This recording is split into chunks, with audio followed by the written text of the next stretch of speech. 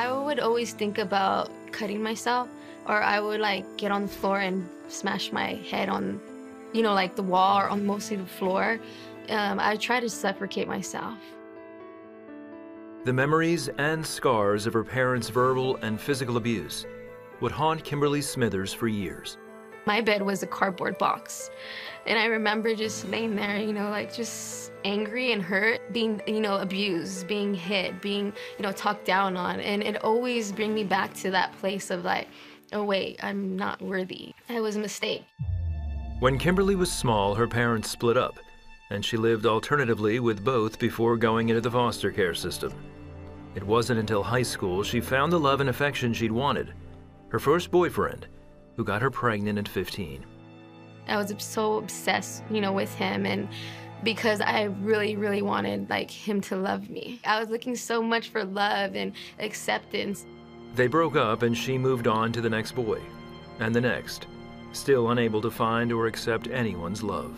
I would find myself angry and like they're not loving me the way I'm supposed to be loved. So, I would get angry and I'll fight with them, and I'll hit them, and I'll throw things at them, and, I'll cuss them out, and then I'll leave, and then I would feel bad again. After aging out of foster care, Kimberly and her son moved in with her new boyfriend. Then, she got pregnant again. I was the only one working. He was on drugs, always high. We were constantly like arguing, fighting. Like we both just decided like, okay, like we can't have this baby. Like we can't do it. So I went and had an abortion. When I had the abortion though, that's when it really, really like, it made me feel like dead inside. It really like, I felt terrible. I was just really distraught, and that's when I started doing drugs with him. Over the next 7 years, Kimberly had 2 more children, still using drugs and trying to keep her head above water, working low-wage jobs or on public assistance. One night she was at a party when a rival gang came looking for a relative. There was a big fight. Everybody's fighting in two rival gangs. So my cousin and I started running. We went underneath the car. I don't know how they didn't see us go underneath that car. They parked right in front of the car. We were under, and they ran to the wall. They thought we jumped the wall. So they were like looking over the wall like, oh, do you see them? Like, and I was underneath the car begging God for my life. Like, I was like, please God, like, don't let them see us. I don't want to die. They didn't see us. That close encounter with death caused Kimberly to examine her life. I started going to college, taking it more seriously. I was tired of being on drugs. I just started thinking like there has to be way more to life.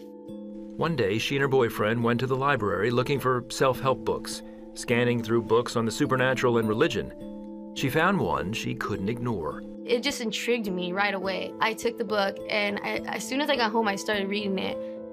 At the time, Kimberly, now 26, didn't realize the book she'd chosen about renewing the mind was by a Christian author. As she read, something happened she couldn't explain. As I read it, I was like, this is like, because it talked about Jesus, so I was like, is this Jesus? And then I felt myself like not craving drugs, and I knew it was like gone. A former foster family had talked to Kimberly about Jesus and the Holy Spirit, but their faith never made sense to her, until now.